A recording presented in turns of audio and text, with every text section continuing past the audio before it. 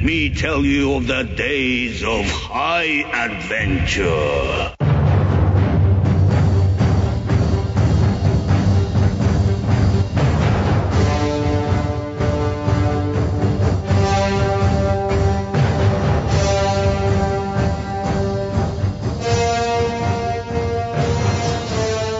Hello, I'm Kevin. I'm John. And this is 6 Degrees of Schwarzenegger, the podcast where we take a long, hard, throbbing look back at some of our favorite action movies from the era of Arnold. Now, Schwarzenegger is the icon of the genre, you guys, and we're taking a deep dive into some of these 80s and 90s cult action movies, and we're breaking them all the way down.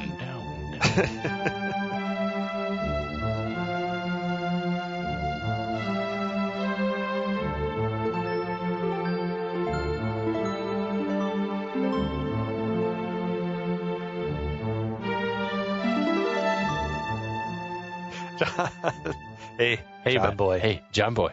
I feel like we should start every recording session with a bourbon taste test because it gets the ball rolling. Yeah, it does, really. I feel the hairs on my chest getting longer. We've graduated to that meta modernity, the 4 grain with a heavy dose of oats in the mash bill. It is really interesting. It's interesting. It is not unpleasant. It's not unpleasant. It was a little harsher on the first few pours, and now that it's sort of gotten to mellow out a little bit, I think. Can you hear it? Oh, it sounds cold. It's unlike anything you've ever had. I guarantee it. I actually will guarantee it. Yeah. It's not like anything you've ever had. I've got another 4 grain in the cabinet that I'll open up at some point, but I don't think it's going to be as oaty.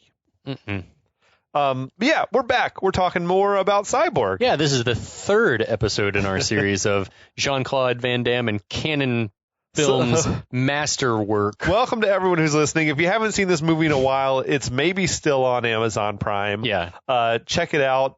It'll help jog the memory. This is a big blank spot for me. I've only seen it like within the last couple of weeks. Now I've seen it a bunch of times, and I feel like after we're done with this, I won't have to watch it ever again. That's true. You can tell other people you've seen it, and one day it'll come up in like a prize-winning trivia question. And you'll be like, holy shit, it was Fender Tremolo. Cyborg? Or Pion. Albert Pion. Good old Pion. But I'll try to catch some on the plot. We're in some sort of a post-apocalyptic hellscape. There's a plague going on. There's a cyborg named Pearl Prophet who has the data that's needed to develop a cure, like in her hard drive or something. So they were trying to move her from New York to Atlanta, where the cure could be developed with the Earth's last doctors. Right, at the CDC or something. Yeah, and we got Van Damme playing a character named Gibson, who is what they call a slinger. He can transport you from here to there safely. That's right. There's bad guys led by a dude named Fender Stratocaster. Tremolo. Fender Tremolo. Fender Piccolo. And he's going to get you. He's an evil pirate. He's like a warlord killer guy with a whole posse of pirates or something. He's kidnapped Pearl. He wants to take her to Atlanta because he wants to own the cure or something. He wants to basically hold the world hostage and let anarchy run amok. And if you want the cure, you have to come through me. And that's just kind of the guy he is. So in some sort of feat of superhuman endeavor of speed, we've got Gibson and his sidekick Natty have made it on foot from New Jersey to Charleston faster than a steamship. Or at least on the way to Charleston where the ocean meets the road to Atlanta. Some shit like that, yeah. We're not sure exactly geographically where. So they're basically trying to intercept Fender and his crew and get Pearl back, and also Gibson has beef with Fender from way back. His main goal is, I just want to kill this dude Fender. We don't know exactly what he did yet, but he somehow fucked Gibson's shit up in a previous life. He was in love with a young nubile farm girl. Mary. The men who murdered my pa. It fucked him up so bad, it traumatized him so bad that he forgot how to act. He also forgot how to fuck because we had Natty throwing herself at him, and he seemed to have shut that shit down. Yeah. And that's basically where we're at. Yeah. So he is, they have miraculously come to the spot on the beach where they know that Fender's boat's going to be coming, and they spent the night naked. Yeah, naked together. Not fucking. Yeah, in the firelight. So our action picks up the morning after Gibson and Natty arrived at the exact spot on the coast where they know beyond a certainty that Fender and his crew are coming by with Pearl en route to Atlanta. Natty wakes up to find Gibson staring off into the ocean with binoculars and not vamoosed like she had assumed. The moon. How we have to acknowledge they slept naked next to each other just for the fun of it, I guess. To dry off. To dry their clothes are drying. I guess so. It's just so weird. The moon high in the sky sure leads me to believe that it's still nighttime. Oh, is it supposed to be a day for night thing or something? I would say it's the next morning. I would think first light of morning. It's a high moon. I don't know. She walks over and asks what he sees. He says, Fender, and turns to go get his shit together. She looks through the binoculars, and we see the boat cruising an intercoastal waterway. But not 10 seconds ago, Gibson was staring out at open ocean. And this are not like super futuristic binoculars or anything, but like I feel like she could have seen that shit with the naked eye. Like it was large through the view of the binoculars. Right. So cut to inside the boat where we get a lingering shot of a dazed, naked woman and other. What was up with that? I think I'm not complaining, but like, was she high? Well, so the shot sure made me think that after the knife sharpening, that there was some sort of actual orgy. Okay. And that sure. And that probably, given the way that this movie was written, that woman was probably raped, and maybe she was taken captive in the village. She was like no, I think that was the super buff pirate chick. That one looked like a wayfish blonde woman. She didn't look familiar to me. She had like eight-pack abs. I thought it was Haley when I first saw her. Oh, I hope that it was not something that dark. I think. Yeah, my mind immediately went there. I think she was like the permed out. She was cape-wearing pirate chick. This chick in the chick. This woman was blonde, and the buff cape wearing. I don't know. Maybe it was. I don't know. Anyway, it looked sinister to me. Anyway, then we get a shot of Haley, who it bears reminding folks did not enjoy watching Fender killing people at the beginning of the movie, staring at Pearl Prophet while fidgeting with the necklace she's wearing. Pearl notices Haley. Her hair was crimped to within a fucking inch of its life. Well, she woke up early. Pearl notices Haley, and Haley looks away. Then Pearl hears seagulls and looks up at the moon. The moon, mind you, which triggers a flashback. It was like seagulls is the universal sign for you're near the shore, but they've been near the shore the whole fucking ride, so I don't know. Just a few hundred yards. So in the jump back in time, a scientist/soldier-looking guy explains to Pearl that she was chosen for cyborg duty because of her Matrix engineering background and because of her personality. You're the perfect choice for this mission. Sure. What are you saying? I'm cold and distant? I don't know. I have no personality? This is one of the few scenes I felt like, though, that had actual recorded dialogue. And in the whole movie, I feel like this is one of the ones where I'm like, oh, I think these actors were actually speaking these lines on set on the day. And this is one of the dudes that has like a twinge of something. He's like, you're not from around here. He's from somewhere else. But then he tells her that undergoing the surgery carries serious consequences. Consequences? No, consequences. After the operation, you'll never be the same again, he says. She says she wouldn't have volunteered if she didn't know the score, that the plague has fucked everything up, the world's gone to shit, and she wants to help change it if she can. Noble move. So was her name was Pearl Prophet before she was a cyborg? He's like calling her Pearl and shit. I'm like, that's a cyborg's name right there. Pearl? No, just Pearl Prophet. I don't know. Everyone in this movie has a stupid name. Cut to an operating room where a really bad-looking fake Pearl head is being operated on. What was it, all fake, or was it half of it the actress and the other half like a prosthetic? It sure looked all fake to me. It looked like one half was like sagging off, but there's some. I thought one half looked well done, and then the other half looked like they just slapped it together. That's what I'm saying. It's still wet. Been. They couldn't dry it. So they basically just like scooped her brains out with an ice cream scoop or something. She's getting a computer installed in her head. There's a cool moment when a tech or surgeon or whatever comes in and pops a glowing machine eye out of the head, and there are all these like wires and shit, and like telescopes out. And, that was fucking up freaky, like a cordyceps mushroom thing. I'm like, cut to sometime after that procedure, Pearl tells the scientist guy that she'll bring back the data they need, and we see her leave with the soldier Fender Stratocaster. What was his name? Marshall Strat. Marshall Strat.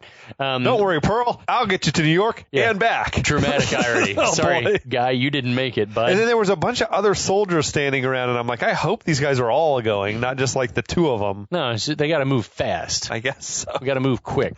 So it's like Frodo and Sam in Mordor. I'll also point out again, it's just not clear why the data must be transported inside of a cyborg rather than just put onto a disc.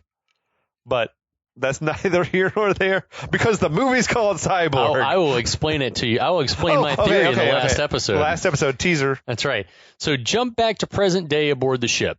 Fender enters the downstairs cabin, stares at Haley for a while, stares at Pearl for a while. Then he says they'll dock and reach the inland route by noon. Then he gets up. There's a lot of staring going on. And caresses Pearl's face, but she doesn't seem to mind it. She's acting like she's okay with it. I feel like she's trying to. That's what I think is going on. She's trying to placate Fender Tremolo. Is Fender supposed to have this seductive quality that you fall under his spell? I think he's just extraordinarily violent. Okay. So cut to the good guys. Who knows how long later? Gibson, because time is an illusion, Gibson and Natty find Fender's boat docked, but it seems no one's around. Gibson tells Natty to stay close. A pan over to the boat in the dock shows us some kind of industrial complex, and it looks like driving by Chevron in Houston. I feel like it was a paper mill or something like that. But in an editing travesty, in that wide shot of the mill, you could see Gibson and Natty were walking in the distance. Oh, really? Then it cuts back to a close-up of them on the dock again. It's like, fucking hell. I feel like the editor was doing the best with what they had to work with. Anyway, Gibson drops his pack there on the dock. Yeah. And they're, don't need this. I don't know, a half mile, 3/4 of a mile away from the thing. Why is he dropping his pack there? I don't know, man. Anyway, they start over toward whatever this complex is. While they're walking, little do they know they've been spotted by Fender, Haley, and Hagen from Gladiator. Yeah, dude. That fucking guy, man. Ralph Möller. Dude is so recognizable. Apparently, his German accent was so thick that in his very few lines, they dubbed his shit. Fender tells him, take him out. In this movie, he's Brick Bardo, which is a pretty sweet name.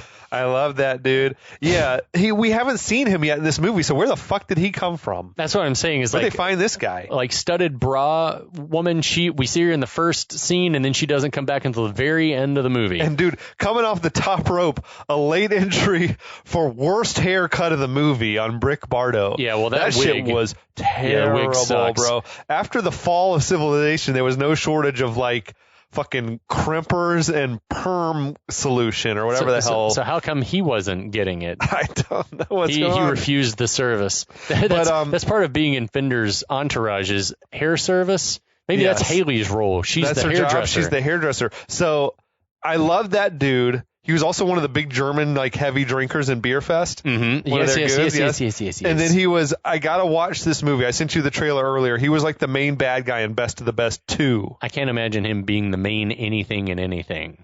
And in that trailer to that movie, they were and introducing Ralph Möller. And it's wait, he's done a handful of movies already. What the fuck do you mean? But I think he changed his stage name. Yeah. And I don't know if that's in introducing this guy but by a different name. Ralph Möller, the big German. Stallone. Yeah, I don't know. Sam Stallone. I love it. So, but yeah, I love seeing that dude pop up out of nowhere. Yeah, me too. He's actually good in this. I mean, he's just got such a presence. He does. He goes for it. Much more so than most of the other actors in the movie. So Brick asks who the interlopers are, but Fender just says to take them out. Take them out. Bardo says to some other pirates, let's move. Get them. So Gibson and Natty cautiously enter the building, and Gibson's giving it the look around. He tells Natty to stay here, that he wants her out of his way. She protests, but he says he wants her to hang tight until he can see what's going on.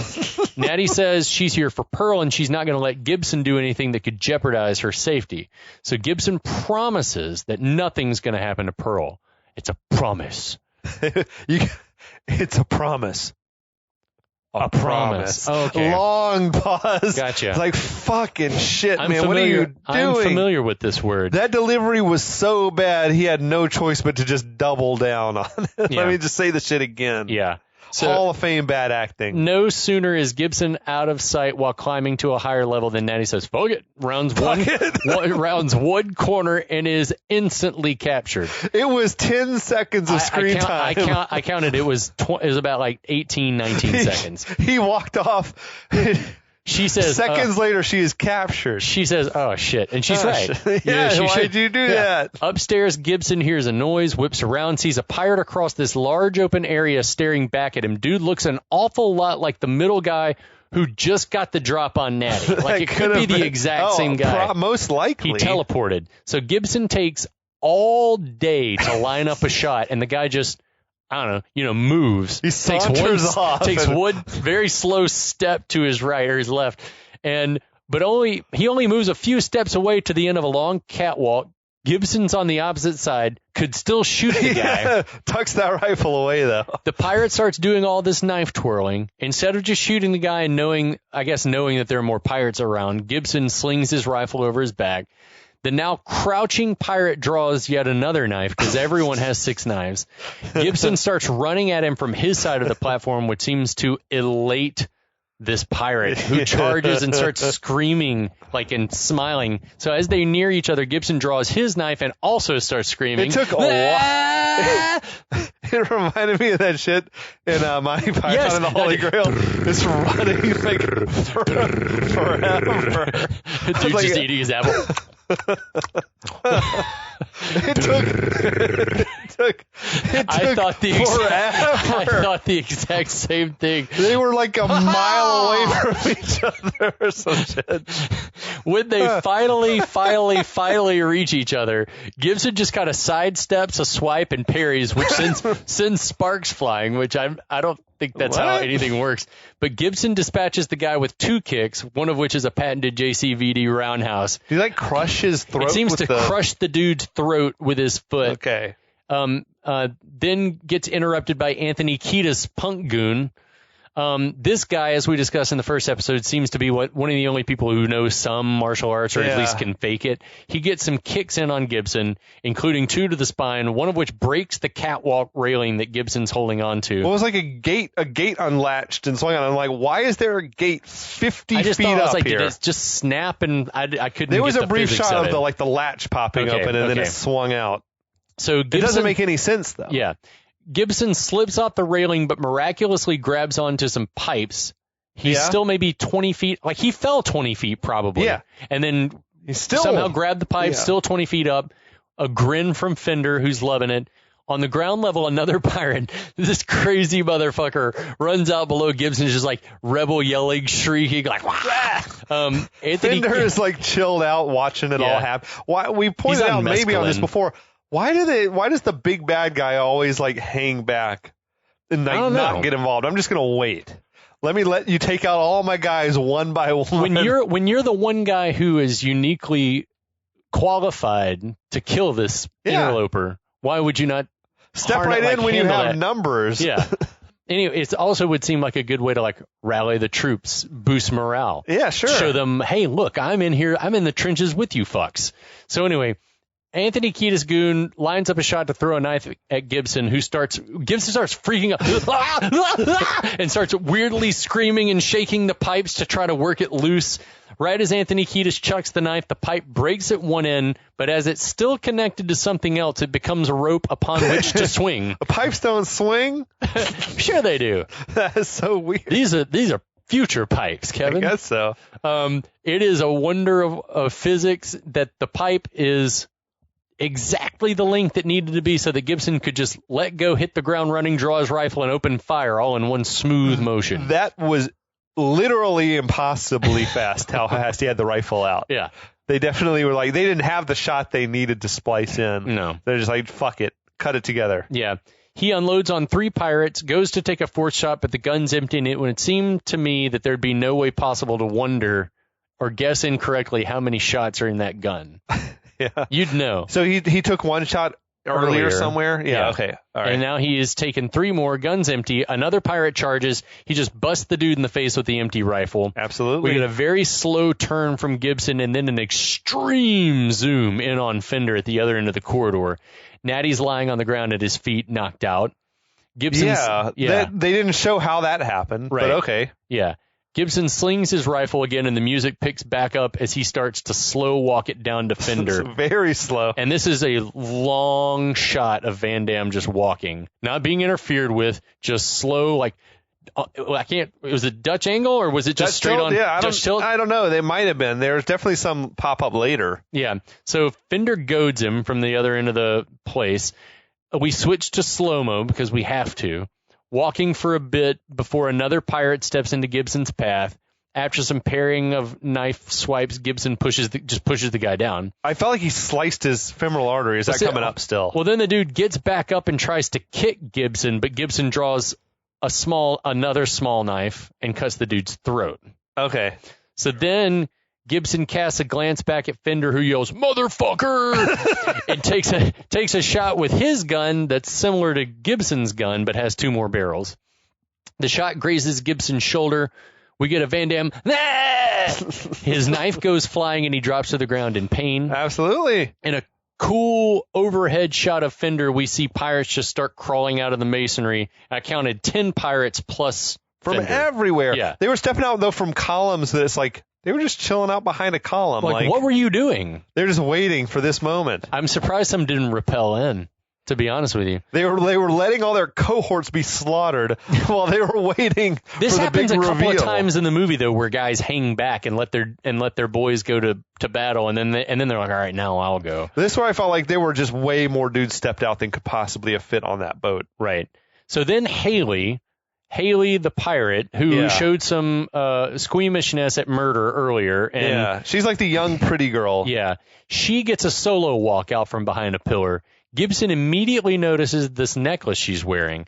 There's cut to flashback. Earlier, we established that years ago, Gibson had taken a gig protecting a young adult woman, Mary, and her 2 younger siblings, a sister and a brother.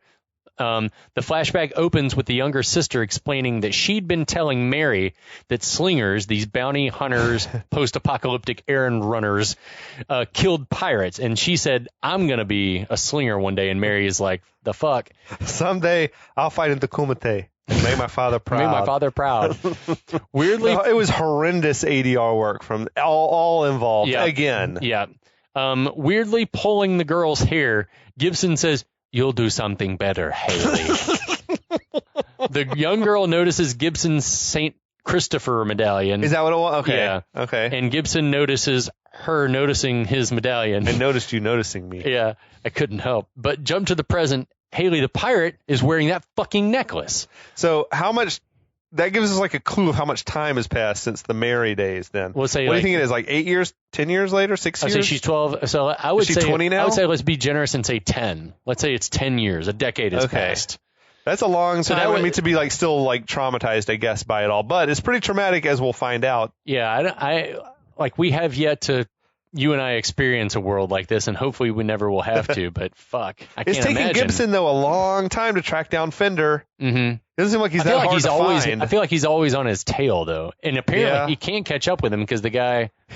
He should be able to catch up with him. He can move. He can defy the laws of space and time. Speed. So Haley, walks up to Fender and rests a head on his shoulder. We don't know whether or not she recognizes Gibson. I don't think so.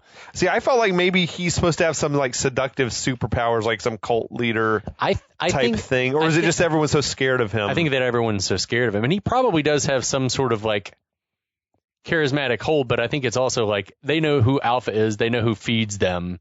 They know who has the good ideas and is fearless in battle.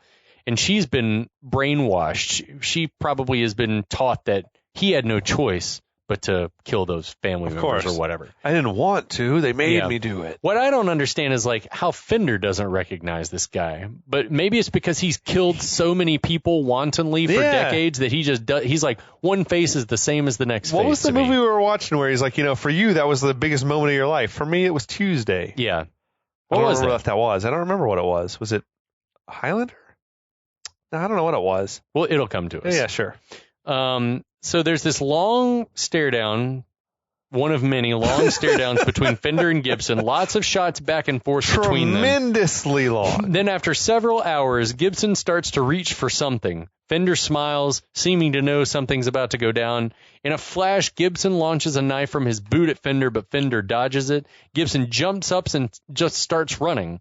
The editing in this movie is so offensively bad. It's like, it's almost borderline intentionally funny. Yeah. Like things that I feel like there's no sense of pacing at all in the movie.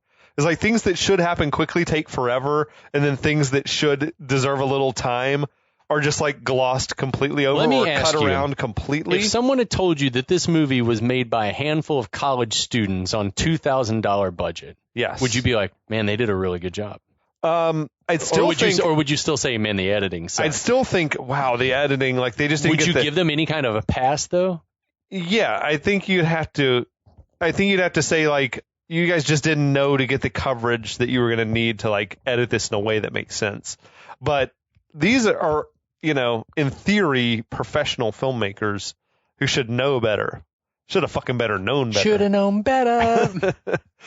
It was, some of the stuff plays out really quick, and then you get scenes like this where they just stare at each other forever. Yeah. There's a scene later. We'll definitely talk about. They stare at each other for a minute straight out of a movie that's only 90 minutes long. Like full 40 seconds. So, Gibson launches the knife, misses, and just was like, all right, bye. So Fender sends his goons after him. They're all running and screaming, not at all inconspicuous. Gibson hides and reloads his rifle, and it's a CO2 cartridge. Yeah, he's like reloading the thing, but it's like that's interesting. I was like, that's cool. I don't know what it's shooting. Maybe like some sort of darts or something. I think it poison shoots like or little, like a musket little ball? pellets or something. Yeah, but it turns out in real life it's a paintball gun. Yeah, so it would make sense. But it's like if you're using what you could find, and a CO2 cartridge would send out a bullet that would maybe he sharpens them to a point that it can penetrate skin and kill people. Then it's cool. I'm not hating on it. Maybe it's like a poison paintball. I like the idea of like in absence of gunpowder, but how's he finding CO2 cartridges? Those have to be more precious. Anyway.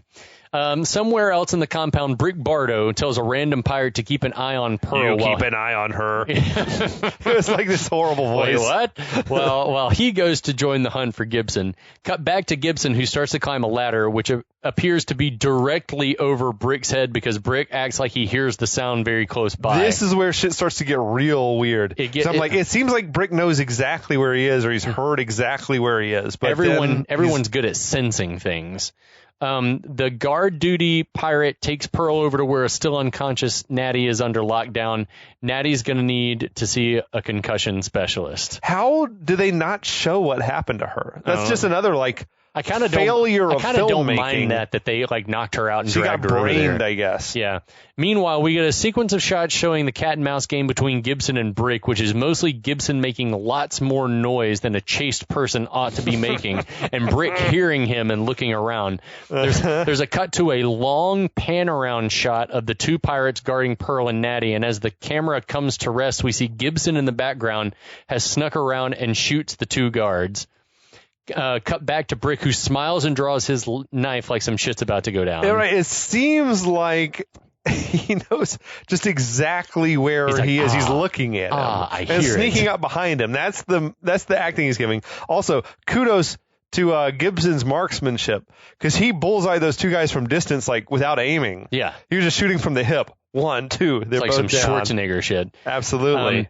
Then we cut back to Gibson, who does this acrobatic like flip and drop from the perch. No sense of urgency whatsoever. He's just like slowly walking over. Yeah, walks over to Pearl and Natty. Pearl looks concerned, but then apprehensive. Like, I don't know if you should be here or if I should. Like, Gibson checks Natty for a pulse, apparently finds one because he slings her over his shoulders like some potatoes, then tells Pearl to come on. But Pearl's like, I'm not going with you. Say, what? She weirdly says that he's not strong enough to get her to Atlanta and that Fender would eventually catch them and maybe kill them both. Is that based on more computations in her machine brain? That's a brutal thing to say to a guy who just killed 10 people to rescue you. Yeah. You're not strong enough. okay, what? That's not nice. That really hurts my feelings. Absolutely. So she acknowledges that Fender's got to go and that she's going to lead him to his death in Atlanta, where they, quote, have the means to kill him. She had just literally said, nothing can stop him in this world. We got to get him to Atlanta. We can kill him there. What? Well, Atlanta is not of this world. I guess not. It's on top of the portal. I don't know. She then adds, in the world, nothing can stop Fender, not even Gibson. But why? She doesn't explain it. So, suddenly Brick appears and yells out, and bad guys swarm. Gibson runs off carrying Natty in a fireman's carry. Pearl presents herself to Fender, and Fender orders a guy to look after her. See, I think Pearl is like letting Fender think that she's under his spell or something I agree. like that. She's placating him.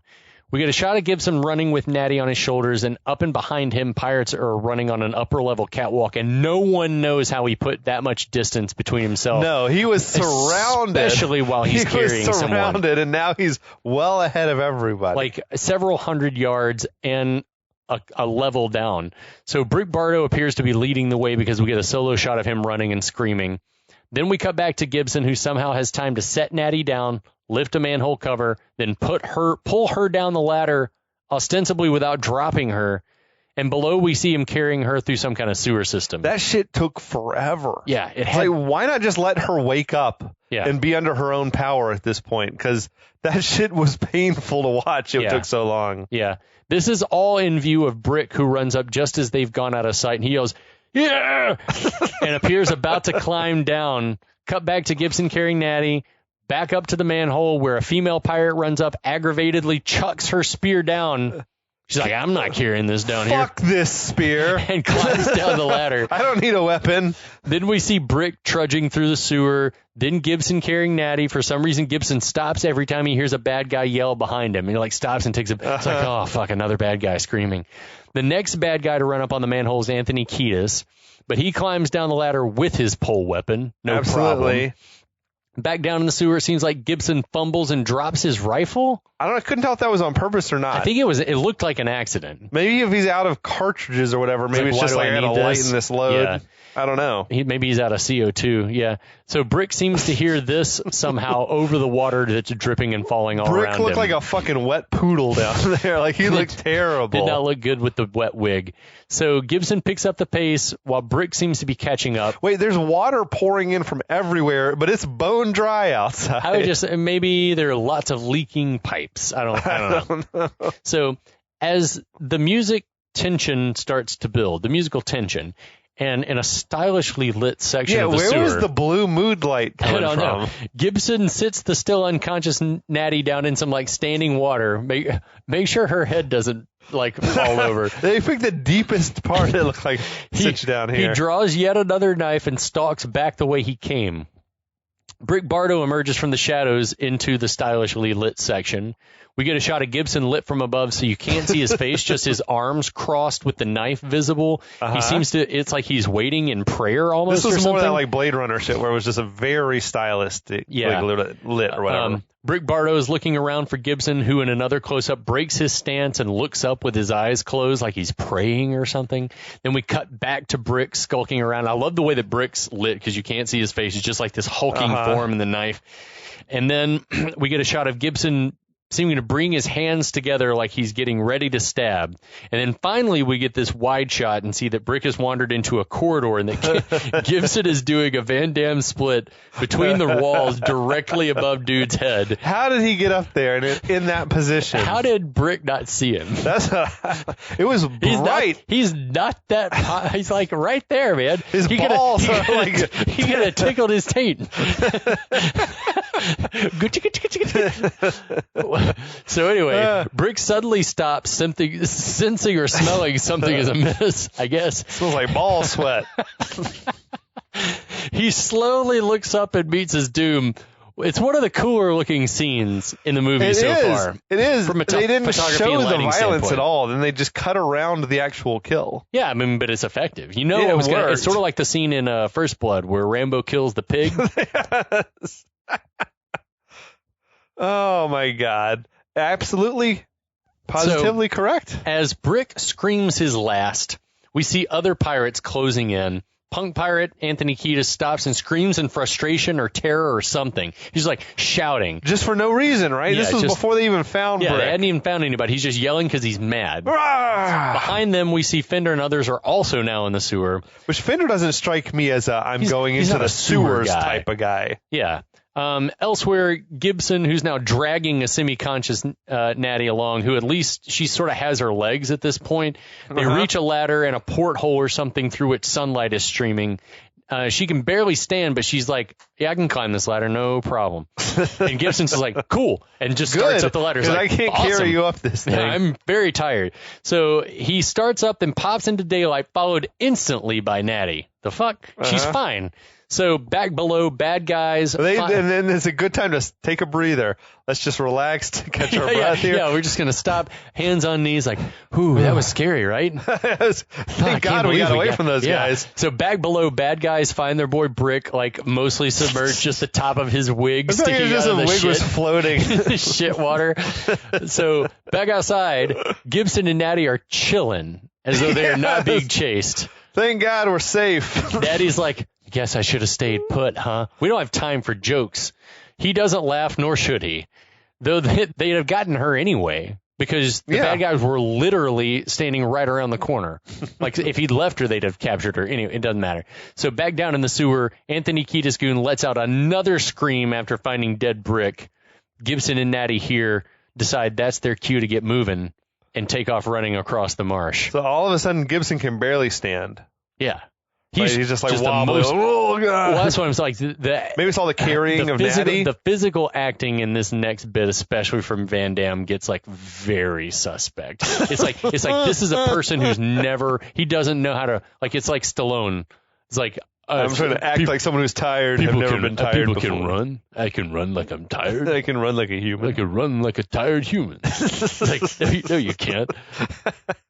No, you can't. Lies. But anyway, if you want to know what's going to happen to our heroes, you're going to have to tune in next time, because that's all the episode for this episode. I love it, man. What's going to happen? Thanks to everybody for listening. Yeah. There's a lot more exciting cyborg action to come. We're going to talk about cyborgs and everything else. But with very little cyborg. Yeah. There's hardly any cyborg. This movie's 2% cyborg. But anyway, we'll be back.